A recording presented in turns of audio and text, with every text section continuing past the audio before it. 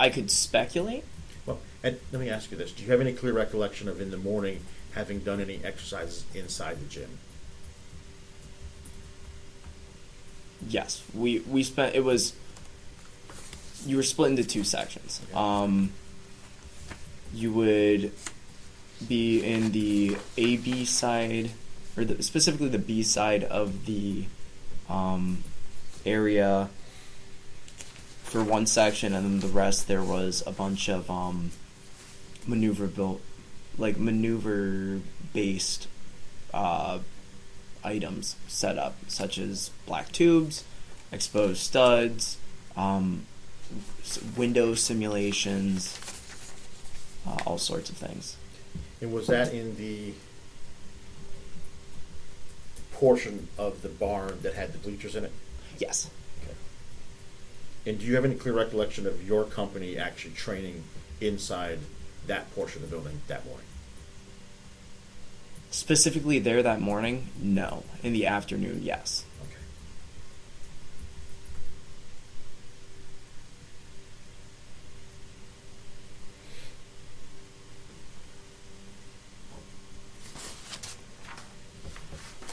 Do you recall when you would have broken for lunch that day? 11:30, 12. And we understand that you were following COVID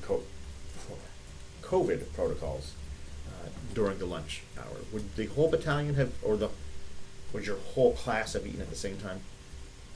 Yes.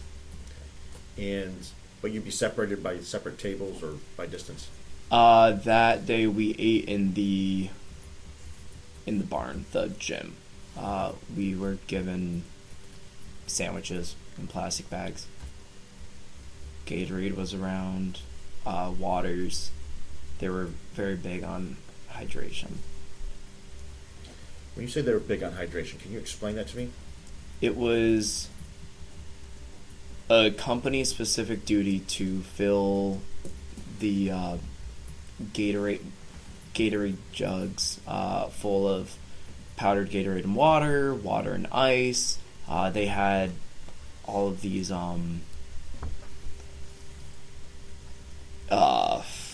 like a scale of how dehydrated you are based on the color of your urine, plastered everywhere. When you say plastered everywhere, can you give me specific locations it was plastered? In front of urinals, on the way to the bathroom, in hallways. Was there ever any kind of classroom instruction about these placards, about the urine color? Absolutely.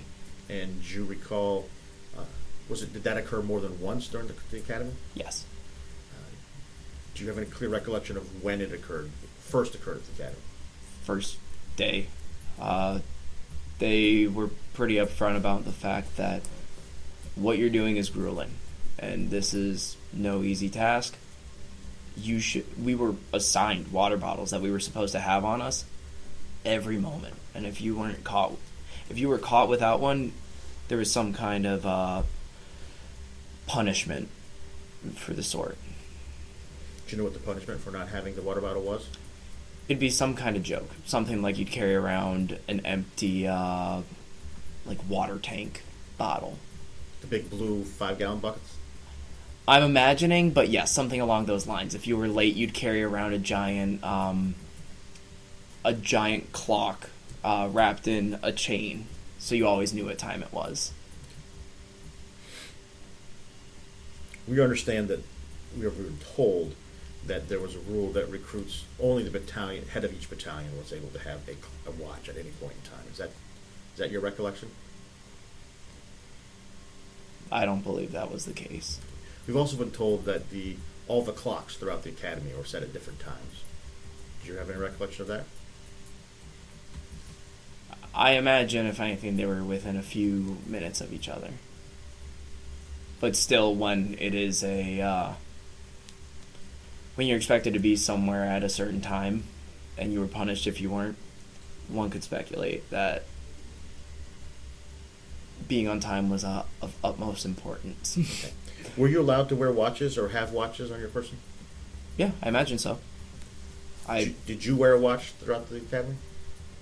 Did I? No. Did other classmates of mine? Yes.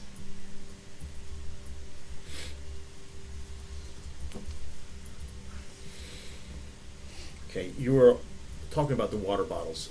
What were the rules about the water bottle? What, other than just having it with you, were there any other rules attached to that water bottle? Constantly be drinking from it. Wasn't a rule, but it was a strong encouragement. When you say strong encouragement, how did they encourage you to drink from it? Whenever you had an empty water bottle, you go and fill it up. Nobody was going to be punished for going and getting water.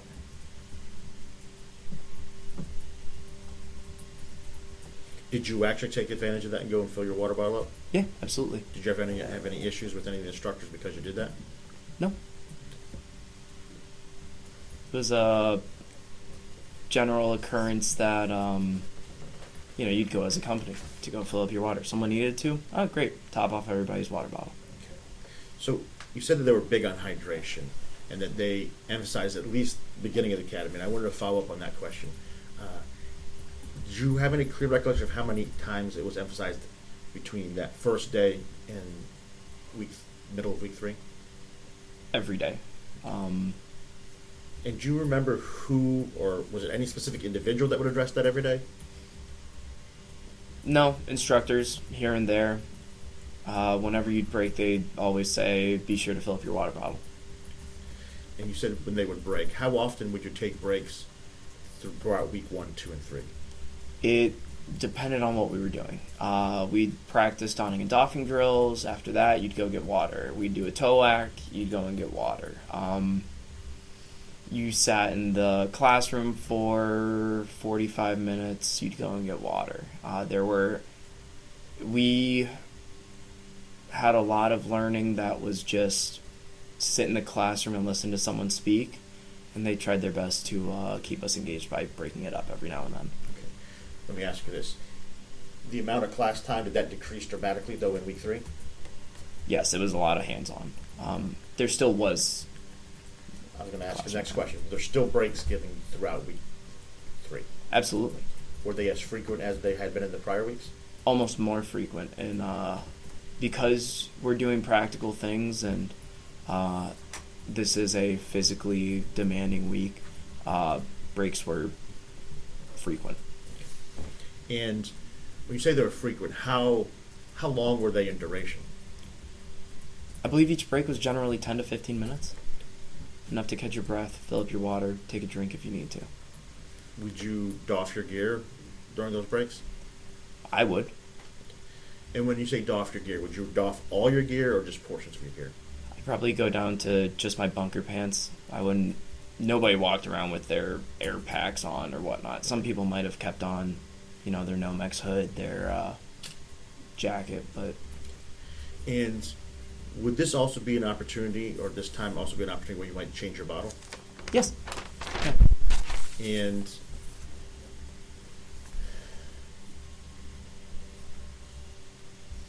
how would you make the decision about whether you're going to change your bottle during those breaks?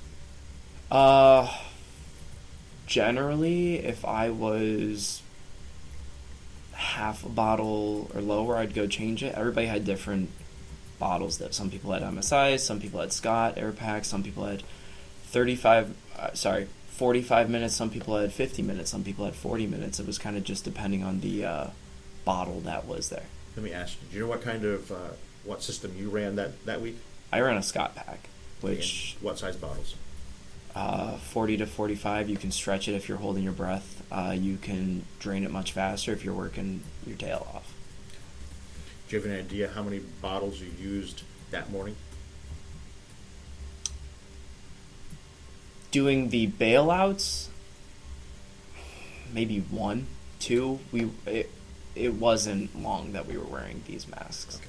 How about that afternoon? I know that it was cut short because of the incident, but how many bottles did you use that afternoon? 3, 4.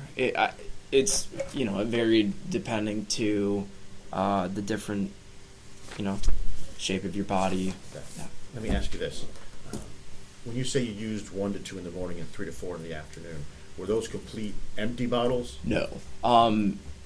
It was a big comfort thing. Nobody likes to think, oh man, I could chance this by having half as much air and still get through the training compared to, yeah, a full bottle sounds pretty nice right now.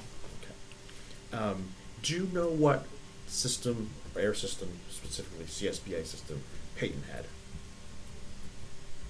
I don't. Do you know what size of bottle he had? Larger bottles, I believe, than we did. Does the physical size of the bottle really tell you, though, what their capacity is? No, Okay. it doesn't always. Okay. Would you have any idea how many bottles of air Peyton may have used during the morning session? As many as I did. Okay. Do you have any idea of how many bottles he went through in the afternoon training? I imagine about the same. Would you have any indication or do you have any clear recollection of having seen him change his bottle during the afternoon? Yeah, all of us did. Okay. We did it multiple times. It was all the windows, the black tubes, the studs. It was almost like the tunnel. At first, you did each section a handful of times.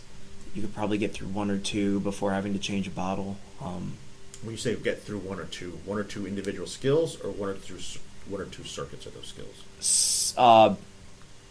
Individual skills. So it'd be like the black tube. You'd go through maybe 2 or 3 times. Then you'd climb through a window once or twice. That would be probably when you change a bottle. Okay.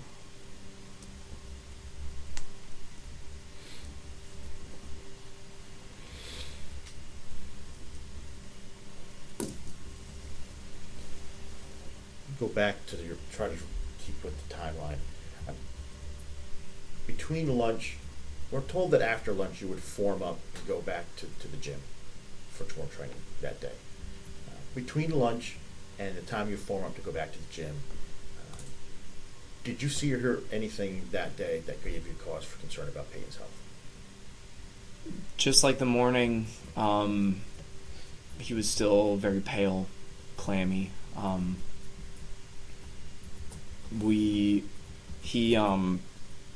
During the specific black tube training where we did something like a alligator roll to don and doff our pack, he unclipped his mask and to try and weed out that behavior of taking your mask off in a fire, he had immediate remedial training. And remedial training means that you'd have to do it again? Do it again. Just that.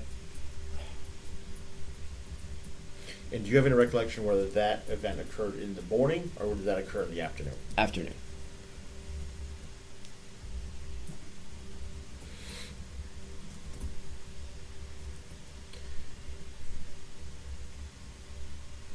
Do you have any recollection of having talked to Peyton on the second floor of the academy after lunch but before going to the gym? I don't believe so. Doesn't mean it couldn't have happened. Okay. So what is your recollection of the skills that you were doing that afternoon? Skills that afternoon were crawling through the industrial black tube. We ran through that a couple of times, few times if people really wanted to. And then there'd be a smaller black tube at the end that would be inside of it. After that, you would climb through these windows, just square cutouts out of plywood. And Were these a low window bailout? yes. Yeah, in a sort. Were these sort of like mocking up a first story window? Where Yes. Okay. Yes. Then after that, you'd have wall studs you'd swim through or take your pack off and go through. And then after that, there was the tunnel. Had you ever used the tunnel before that afternoon? No, sir. Had you done any of these skills before that afternoon? Going through wall studs and climbing through first-story windows. Okay. And what portion, if any, of these skills were done on air that afternoon? All of them. they'd let you go through it with like not being on air first, and then they'd allow you to do it, with your mask on, and then they'd make you do it with your mask clipped. When you say mask clipped, what does that mean? Sorry, connected to the face piece and your bottle turned on. So the second time through, you might have your mask on, but the regulator won't be in place? Yes. Okay. And so then the third time through, you'd be on air. Yes, sir. And was there ever a time when you would go through and you'd be on air and you'd also be vision obscured? Yes. And was that the same as the third time, or was that a different time? It could be either of those. Was it your choice about how you did that? I believe if you were feeling really comfortable and I don't think you did it with your mask off ever. Okay. You would do it with your mask unclipped, you'd put your mask on and do it, then you do it with your mask obscured. Okay. Do you mind if I quick use the bathroom real quick? No, that's absolutely. Thank you so much. Go ahead.